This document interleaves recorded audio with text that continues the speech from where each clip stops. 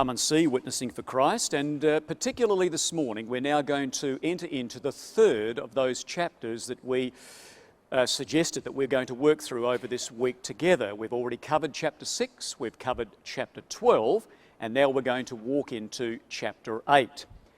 Now, brothers and sisters, the events of chapter 8, so rich in drama, so rich in graphic detail, so very rich in all of those symbologies that we find in a chapter like this, are really the direct result of the answer to the prayers of the saints. In fact, we pick this up in Revelation 8 and verse 3, and we read these words. And here were our brethren and sisters, very much like the fifth seal, when our brothers and sisters cried unto God, "How long, O Lord, holy and true?" We also now have this wonderful prayer that goes up, and all the drama of chapter 8 comes because these were men and women who knew God was there. They knew God had not abandoned them. They knew that God was there to encourage them, and so they cried to Him in these words, chapter 8 and verse 3. And another angel came and stood at the altar, having a golden censer. Now there are two altars in this chapter. So an angel comes and stands at an altar, the altar of burnt offering, the brazen altar, you see. He had in his hand a golden censer, and there was given unto him much incense, that he should offer it up with the prayers of all saints upon the golden altar. So you have two altars, you see. Now we have the altar of incense. And in verse 4, the smoke of the incense, which came with the prayers of the saints, ascended up before God out of the angel's hand. Now picture what John sees, brothers and sisters. John sees an angel go over to the brazen altar, take the coals, move over to the altar of incense, and place the coals on the altar of incense, and then just spread that incense, and flash up it would go. And as soon as that incense ascended into heaven, into the nostrils of Almighty God, there was an immediate reaction. And the reaction was verse 5. The angel took the censer and filled it, notice this, with the same fire that ignited the prayer.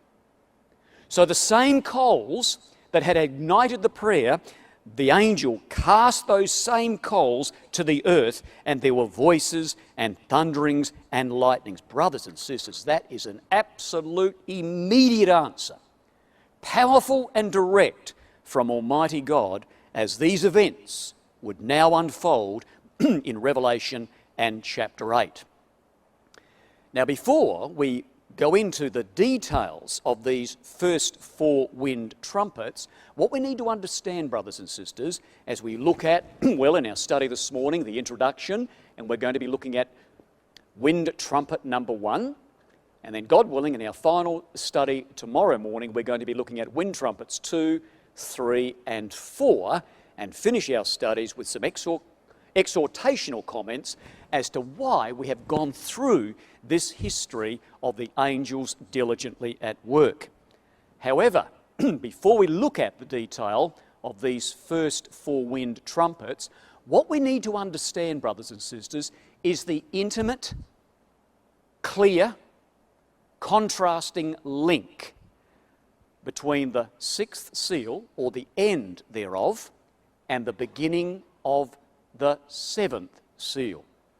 And it will really help us get our head around the drama of what the Apostle John is about to see. The end of the sixth seal and the beginning of the seventh. Well, but to do that, let's have a look at a little chart that will give us both a little bit of revision and also set the scene for what we're about to look at this morning. Now, these dates are very familiar to us, or with us, I think. 312, 313, 324, 330, and AD 337. It's all about Constantine, you see. In fact, Constantine is in the first couple of verses of Revelation 8. Now, we know from the studies that we had yesterday and the day before that when Constantine came into Rome, having beaten Maxentius, the pagan, it was now Constantine's position to be ruler of the Western Empire. He was ruling Rome. The other two emperors in the east yet had to be dealt with.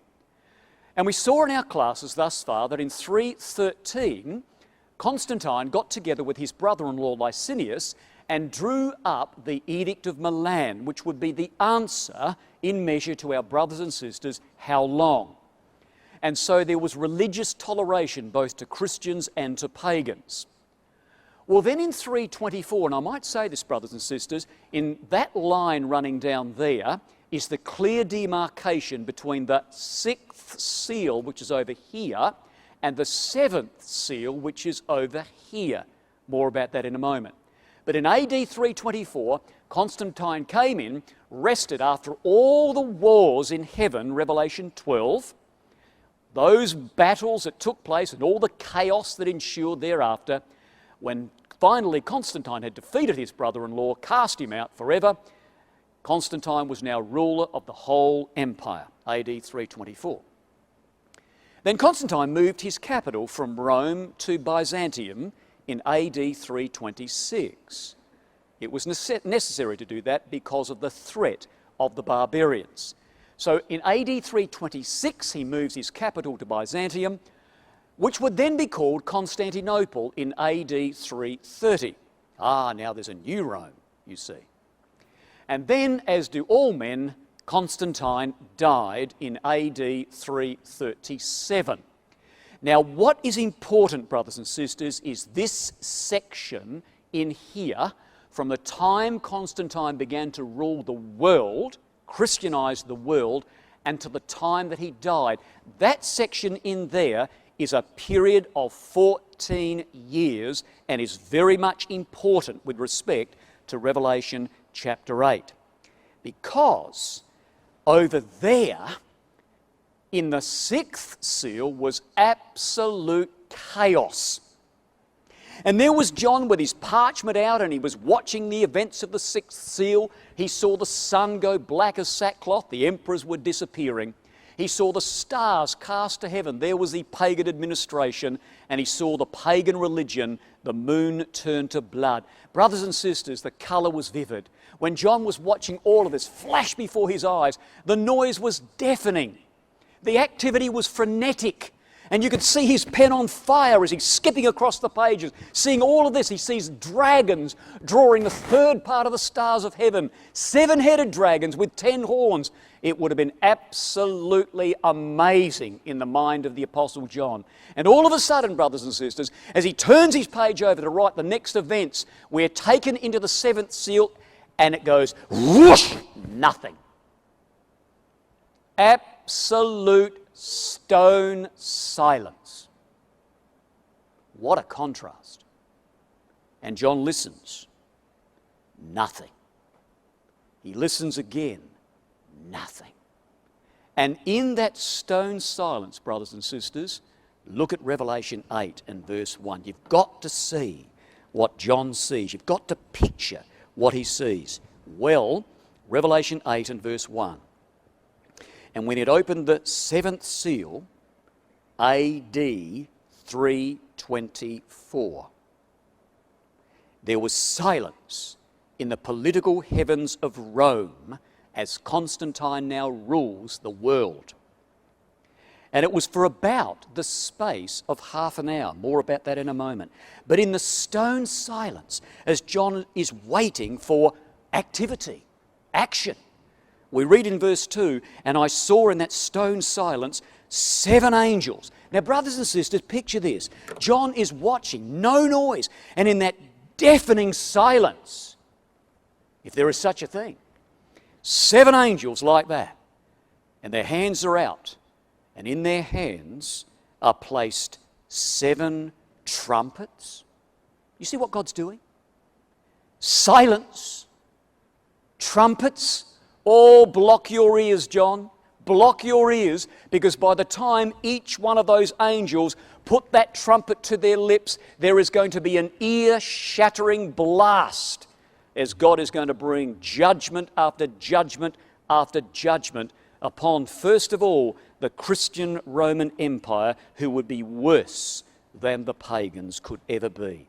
What an astounding thing, brothers and sisters. And therefore, this would be the result of the blowing of the 4 wind trumpets of Revelation 8. This is the end result. There are the barbarian kingdoms of 526 AD. Now, we've got here that the Western Empire ended in 476. I would rather suggest, brothers and sisters, that the empire began to be eclipsed in 476. And like all eclipses, it is a slow process fading out and then fading back in again.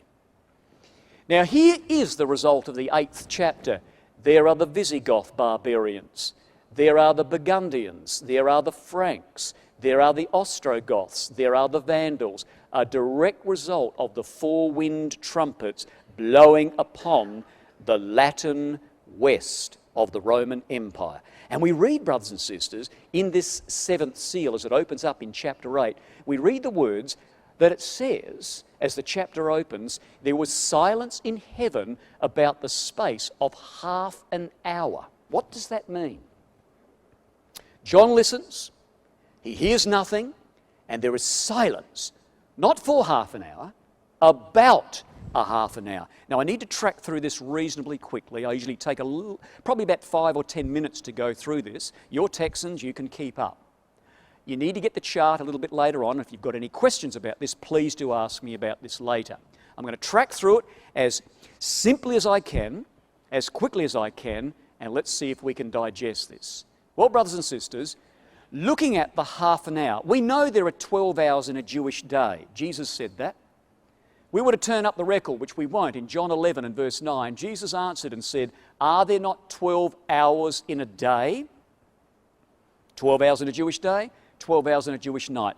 It's silence for about a half an hour. Well, let's build that up. 12 hours in a Jewish day, therefore 1 hour is a 12th of a day. A half an hour is a 24th of a day. Pretty simple. Now, if we were to apply a day for a year principle, and the warrant is very, very justifiable, because quotations like Genesis 47 and 9, Numbers 14:34, Ezekiel 4 verses 4 through 6, and Luke 13 verses 32, I won't enunciate those, you can turn them, all show us very clearly that the Bible uses a principle of a day for a year, and we apply that in the Apocalypse in this instance. So, we've got a half an hour is a 24th of a day. Let's apply the day for a year principle. 12 hours, 12 months. Day, year. 1 hour is a 12th of the day, as 1 month is a 12th of a year. Therefore, 1 hour is 30 days. A half an hour being a 24th of a day, well, a half a month is a 24th of a year, or 15 days. So, a half an hour, based on a day for a year principle, is 15 days. A single conversion. Happy with that? Stay with me, don't drift out. Then, brothers and sisters, we doubly convert. If you want to know what that means, talk to me later. We did this with the young people yesterday. We then doubly convert, and there are time periods in the Apocalypse when you convert once, then you convert again. Well, here's the single conversion. A half an hour is 15 days. We then convert again. 15 days is 15 years. So there it is. But it doesn't say there was silence in heaven for a half an hour. It says there was silence in heaven for about the space. Don't waste words in the Bible. And therefore, brothers and sisters, we submit to you, and we believe we are on rock-solid ground. I've had School of the Prophets with young brethren, and we've gone through this time period and challenged them to come up with any other time period than this, and you can't. This is it. Absolutely it. Therefore, brothers and sisters, 15 days is 15 years, about the space of half an hour is 14 years, and we are talking the 14 years, as we showed on the chart, between Constantine's rule over the Christian world and the time that he dies. Silence in the political heavens for about the space of half an hour. Now you can get that chart and go through that. We went through it a little quickly, but we need to do because time is the enemy. So, brothers and sisters, there we are. Chaos as the 6th seal closes, and silence in the political heavens between 324 and 337.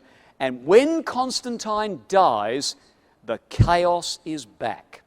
Very quickly, we looked at this a couple of studies ago. When the silence disappears and Constantine dies, the chaos is back. Verse 5, Revelation 8.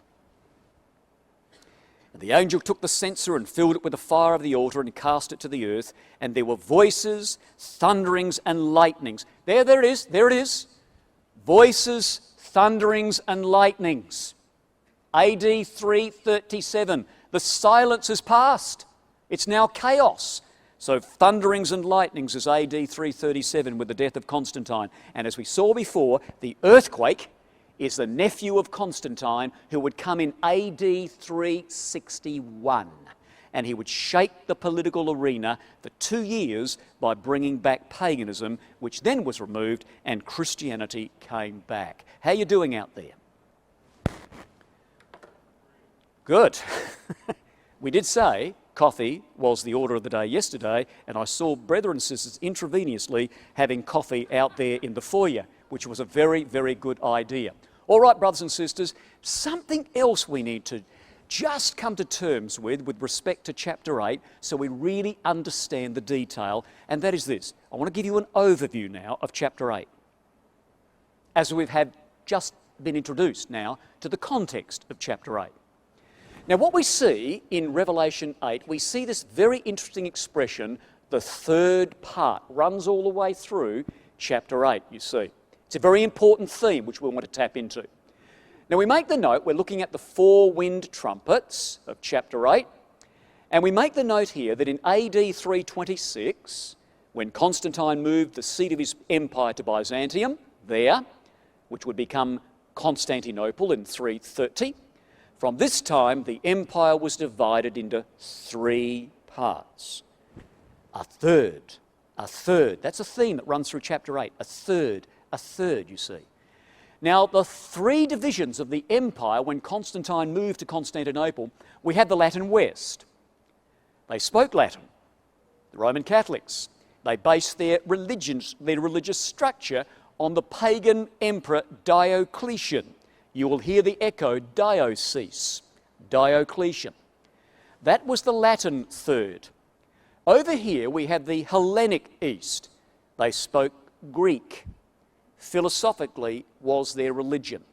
And the debates between Athanasius and Arius, is Jesus a god, is Jesus a man, raged among the bishops of Alexandria and the bishops in Constantinople and Antioch. And they were extremely, deeply involved in their philosophical approach to their religion. You couldn't go to the baker shop or the butcher shop unless they asked you the question, who is Jesus? Is he a god? Is he a man? Greek-speaking Hellenic East, you see. And then we have the Hellenized East. They are superficially Greek and hence became easy prey when the Saracens swept out of Arabia. They swept into Palestine as the fifth trumpet.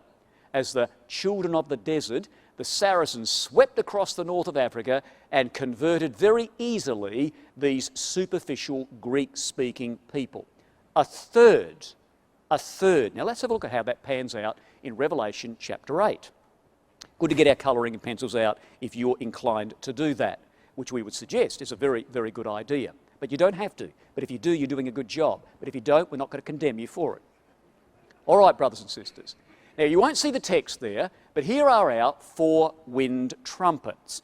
Called wind trumpets, by the way, when you go to Revelation 7 and verse 1 and 2, we see the four angels holding back the winds of the earth until the servants of God are sealed in their forehead.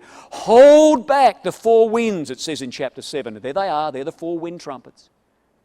Pour judgment out on Christian Rome, particularly a certain section. Alrighty, four wind trumpets. Here's the first, verse 7. The first angel sounded, and there followed hail and fire mingled in blood, as it should be. This would be Alaric and his Visigoths. Now you'll note, brothers and sisters, that he would come and he would burn up a third part of trees. We have the next wind trumpet in verse 8. The second angel sounded, as it were, a great mountain burning with fire was cast into the sea. This mountain would be Genseric or Geiseric, the Vandal. And so this great mountain that would be ripped out of the earth and cast into the sea and set on fire, which we'll consider, God willing, tomorrow morning, he would be the leader of the Vandal pirates, which would be the scourge of the Mediterranean Sea in his day. Now notice this. A third part of the sea became blood. A third part of the creatures which were in the sea and had life died. A third part of the ships were destroyed. You see the theme, you see? We had then the third wind trumpet in verse 10. And the third angel sounded, and there fell a great star from heaven, burning as it were a lamp or a torch, a meteor. And it fell upon the third part of rivers. Well, this would be Attila and his mob of Huns. And you see, brothers and sisters, not only was he called a meteor, but he was called wormwood, and he would make the waters bitter. More about that tomorrow. Now look at the thirds. A third part of the rivers and a third part of the waters became bitter or wormwood. And then we come to the fourth trumpet in verse 12. The fourth angel sounded, and the third part of the sun was smitten. This would be Theodoric and his band of Ostrogoths, the eastern Goths, you see. Now look at the thirds here. Now be very careful here. A third part of the sun was smitten, a third part of the moon, a third part of the stars, so as the third part of them was darkened. Now be very careful. Don't go excitedly and enthusiastically and colour in that third down there. Don't colour that in, because that third part down there is a time period. These are not time periods. These are parts of the empire. So we've deliberately not coloured in the last third part down there, as it should not. It's not part of the brief that we're looking at the moment. So brothers and sisters, what are we saying? Well, we're simply saying that all of chapter 8 is about God's judgment on the Latin West, the Latin third. And God would bring these four Germanic barbarians across the Rhine and bring judgment on that third. You know, when you spill into chapter 9, you read here, the fifth angel sounded. Now what we see here, brothers and sisters, at the end of verse 13 of chapter 8, we read, I beheld and heard an angel, or an eagle as it should be, flying through the midst of heaven, saying with a loud voice, Woe, woe, woe to the inhabitants of the earth. If you think those four wind trumpets were bad, well, I'm telling you, there are three woe trumpets. They are going to be horrific, far more horrific than these four wind trumpets could ever be. And so we've got three woe trumpets, you see. And the first of those woe trumpets is the fifth trumpet there in verse 1. And this, brothers and sisters, would now be God using the Saracens in the first woe trumpet, or the fifth trumpet, the Saracens who are going to now lop off this 1/3 of the empire. The Hellenized East, as they stream out of Arabia and right up through North Africa. Then you see this third part continues into chapter 9. And therefore we see, when we look at the sixth trumpet, which is the second woe, the sixth trumpet in verse 13, and what do we see? Here we see again the third part. Verse 15. The third part. Verse 18. And by these three, what three? Fire, brimstone and smoke. Cannons. 1453, when the Turks would take Constantinople. So by these three were the third part of men killed. What third part? Well, there's Constantinople there, brothers and sisters. So in would come the Turks. In the sixth trumpet, or the second woe trumpet. And they would come in and lop off the final third part of the Christian Roman Empire. What an amazing thing that is. So that's very important to have that established, brothers and sisters, in our minds. What is it, 12 o'clock? I looked at my watch then and I saw I only had 5 minutes. Don't do that to me. 5 minutes, no way. All right, brothers and sisters. Now the seven angels prepared themselves to sound. Now that's a very important word. So what we need in order for these four wind trumpets to do their work and to lop off the Latin third of the Roman Empire, we need barbarians on the border of the Rhine and on the border of the Danube. And the way that would happen is in this verse. God says there's a preparation first. So the seven angels, which had the seven trumpets, prepared themselves to sound. And this would happen, brothers and sisters, through the instrumentality of the Huns. And the Huns would come from the areas of Siberia, the grasslands or the steppes of Siberia, the non-mountainous, non-forested lands. There are some experts that say the Huns may have migrated from China, from the Han or Han dynasty. We don't know for sure, but we certainly know that the Huns migrated way from the east. And as the Huns moved, brothers and sisters, as they made their move westward, people were absolutely in horror of the Huns. Nobody liked the Huns.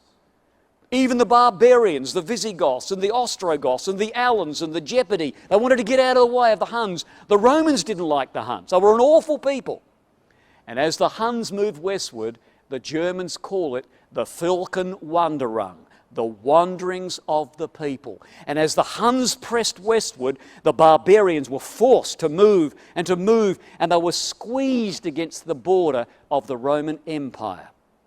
Well, Fisher, in his geography, says this with respect to the history of Europe. Page 111, Fisher says this with respect to the Huns. He says they were a wild Mongolian people riding on stout ponies out of Central Asia in the latter part of the 4th century, and they made their way over the steppes into southeastern Europe, slaying and plundering as they rode these ugly, merciless creatures known as the Huns. You know, you pick up historical writings and they talk about the Huns and they say they are ugly creatures with dwarf-like frames on skinny legs. That's how they describe the Huns. They were awful. They were ugly, brothers and sisters. And what the young people used to do, the young boys, is they used to scrape their faces as they were adolescents with knives and stones so they wouldn't grow hair on their face when they got older. And they used to ride into battle wearing rat skin helmets. Could you imagine them?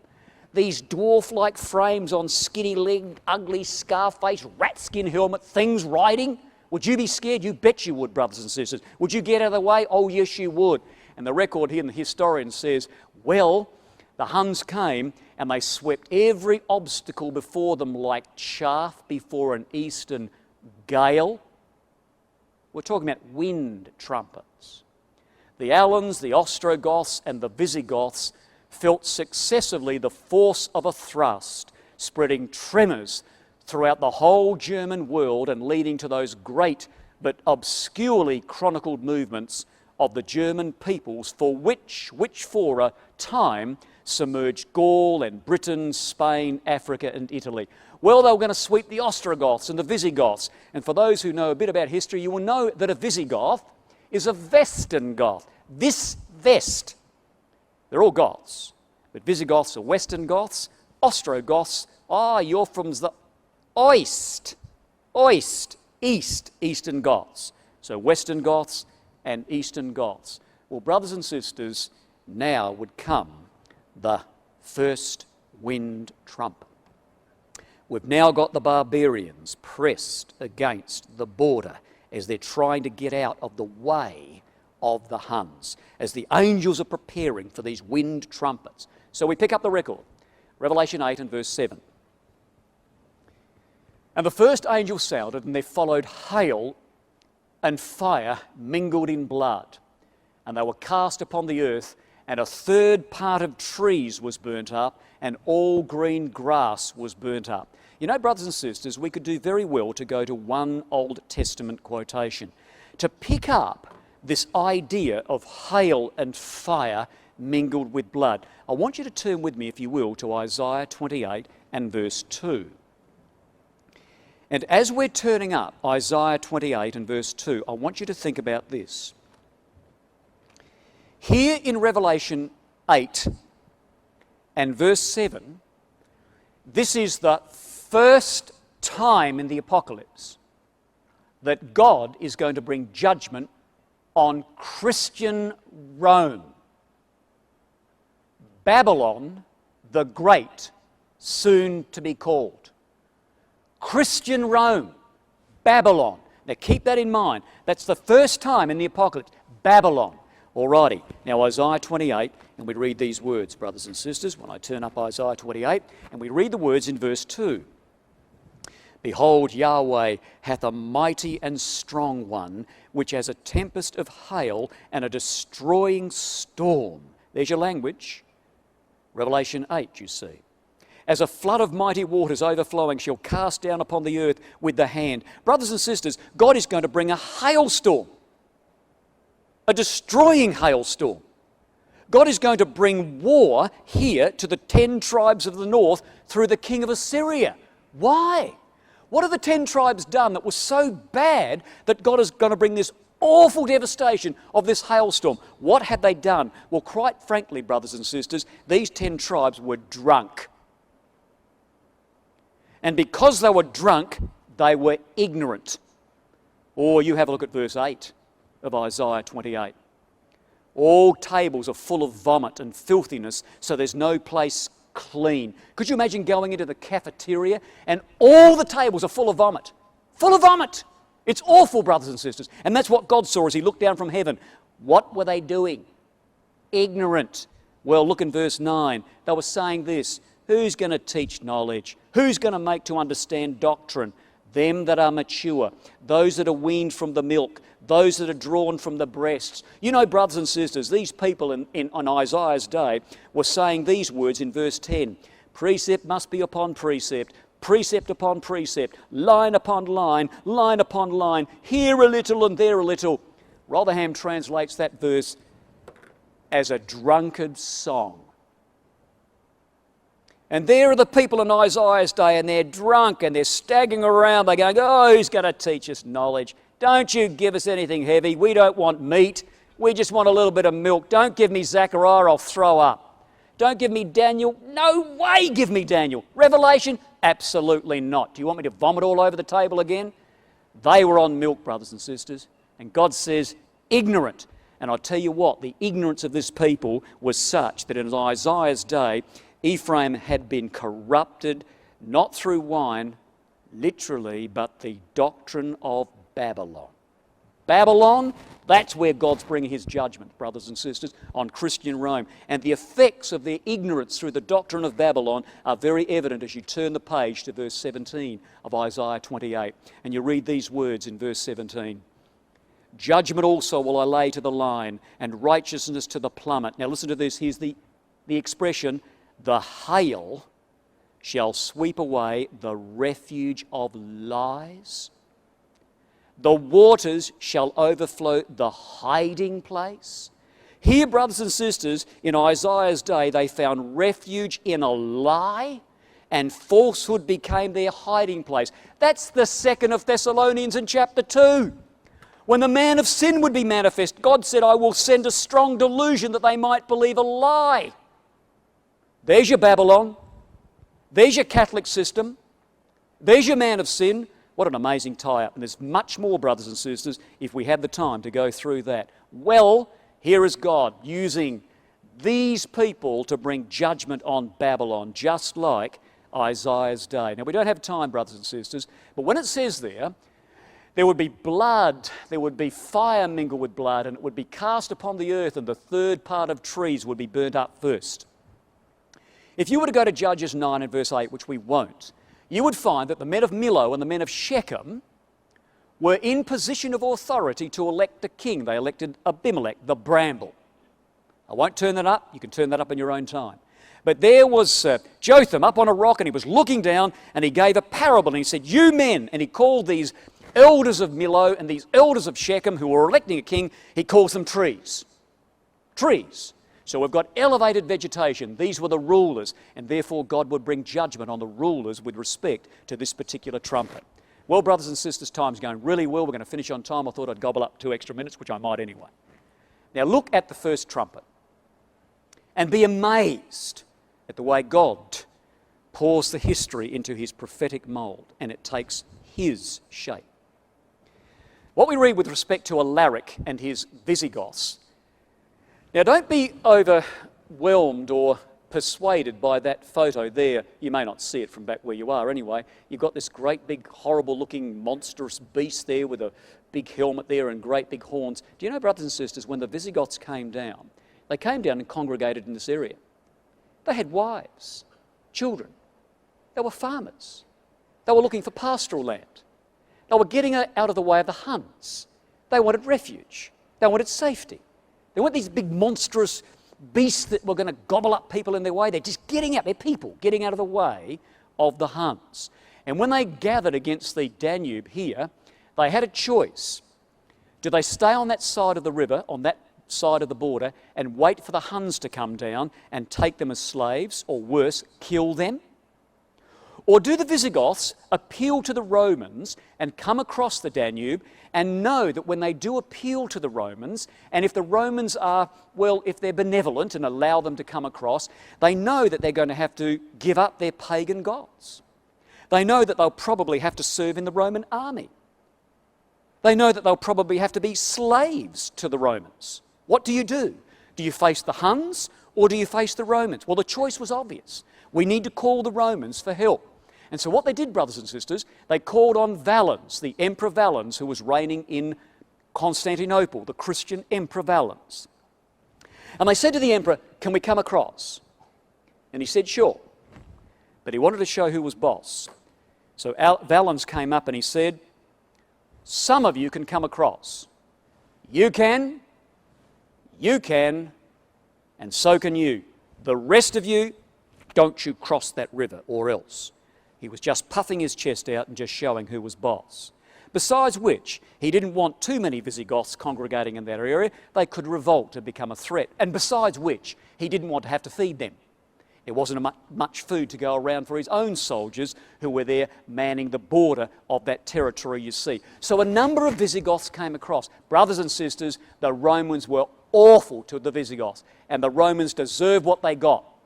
Because what happened when the Visigoths, those who were allowed to come across, when they came across here, they were asylum seekers. And when they were here, brothers and sisters, the Roman soldiers were not interested in looking after or feeding them. But what they did do, the Romans went out and they hunted up stray dogs. And they got these stray dogs and they cut up the dogs, dog meat, and they offered dog meat to these Visigoths in exchange for their children to be used as slaves. You deserve what you get. And God was working. Could you imagine that? Selling your children for dog meat because you can't live? Well, that's how the Romans treated the Visigoths. You don't do that to barbarians. They won't hold that down for long, let me tell you. And they revolted. And revolt they did, brothers and sisters. And when they revolted, the Emperor Valens was caused to go in and try and sort it out. He was defeated. His Roman army were defeated. It was one of the greatest defeats in the Roman world. The Visigoths went berserk because of the way in which they were treated. Well, with the death of Valens, in comes the great general Theodosius. And Theodosius was going to meet with the Visigoths and was going to settle the differences. And Theodosius said to them, you can come across, only occupy that territory, and you can have a, concentration camp if you like. There's where they had to stay. Well, Theodosius died, and then his two sons began to rule in his stead. Arcadius in Constantinople, Honorius in Rome. Arcadius absolutely hated the Visigoths. He said, there's a pay cut. Everyone in the Roman army who was a Visigoth will never, ever be promoted. So what Arcadius was going to do now, he was going to, by attrition, get rid of the Visigoths once and for all. Well, they revolted. So what the Visigoths did, brothers and sisters, they grabbed Alaric, they whopped him on the top of their shield as a testimony that he is now our king, and in they went to Constantinople, and they were going to take Arcadius in 395 AD. In come the Visigoths in AD 395. They're going to take Constantinople. But Constantinople had been reserved for the Turks. God had deemed that they would be taken by the Turks in 1453. So there was no way the Visigoths could take Constantinople, but they're pumped full of adrenaline. They want to fight. So the Visigoths do an about-face, 180 degrees, and they go into Macedonia. And as they come into Macedonia, brothers and sisters, they hit a brick wall. And the brick wall that they hit was the great general Stilicho, the Roman general, who knew how to deal with barbarians, because Stilicho was a half-barbarian. He was a Vandal. And here's the great Roman general Stilicho. They banged into him, and Stilicho kicked out the Visigoths above the Danube. Well, the Visigoths came back in 402. They came into Milan. Guess what? Stilicho was there. He's everywhere. And Stilicho kicked out the Visigoths, brothers and sisters. Well, anybody in Rome who's too good and starts to shine above others, people will do you in as good as look at you. And they did. His own men killed Stilicho because he was too good, and he showed up the inadequacies of the rest of them. And Stilicho was the only one that could deal with the barbarians. And when Stilicho is snuffed out, in they come, fellas, open the gates, and down come a swarm of barbarians into this area here. Not the Visigoths, they're waiting to see what would happen. Nothing. Let's go. So in come the Visigoths, and they come to Ravenna, and then they come to Rome in 408. And they sat around the city and waited. And inside the city, they starved. And inside the city of Rome, they began to eat their own children. That, brothers and sisters, is AD 70 revisited. Here, for the first time in 800 years, the Queen of the world has got barbarians at her gates. And the Visigoths came, and the people in Rome said, "What are you doing here? What do you want?" And Alaric said, "I want money. I want land. I want recognition." They gave him money and he went away. A year later he was back. They said, "What are you doing here?" He said, "You're crooked, the lot of you. I want money, I want land, and I want recognition." They threw him a pile of money and he went away. A year later he's back again in 410. They said, "What are you doing here?" He said, "You're crooked, the lot of you. You're deceitful. I want what I want. I want money, land, and recognition." They said, "We've got no money." He said, "Well, I'll stay." And he did. And when they took Rome, brothers and sisters, the angels were there. Because when they took Rome, this is what Gibbon says. Alaric marched to the gates of Rome. At the hour of midnight, the Salarian gate was silently opened. An angel did that. And the inhabitants were awakened by the tremendous sound, this is an historian, by the Gothic trumpet. Brothers and sisters, an angel caused the pen of that historian to write trumpet, so that you and me in 2015 can stand here and say, what a book we have before us. And therefore, brothers and sisters, when Alaric came in, now look what he says about himself. "It is not me. It is not me that doeth this thing." Alaric said, "It is not of mine own will that I do this. There is one who forces me on and will not let me rest, bidding me spoil Rome." That's Alaric. And Alaric was an Arian Christian. And he hated the Trinitarians.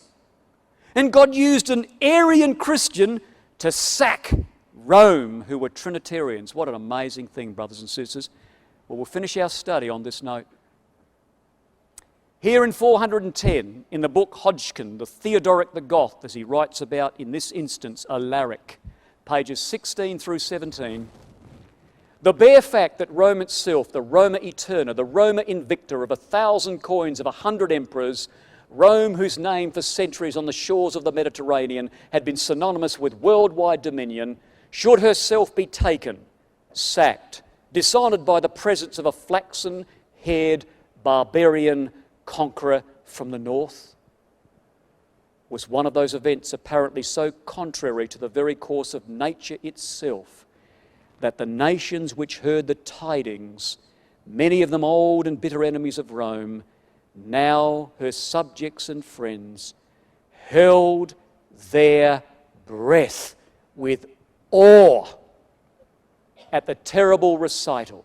Awe, and well they should, because they were in the very presence of God at work through the angels, brothers and sisters. And all God says in the book of Revelation, and the first angel sounded, and there followed hail and fire mingled in blood, and they were cast upon the earth, and the third part of trees was burnt up, and all green grass. What an astounding thing. Well, brothers and sisters, God willing, in our final study tomorrow, we're going to finish off the 8th chapter and stand in awe at the detail as we track through the Vandals, the Huns, and the Ostrogoths, and see why it is necessary that we should ever deal with a subject like this as we await the coming of the Lord Jesus Christ.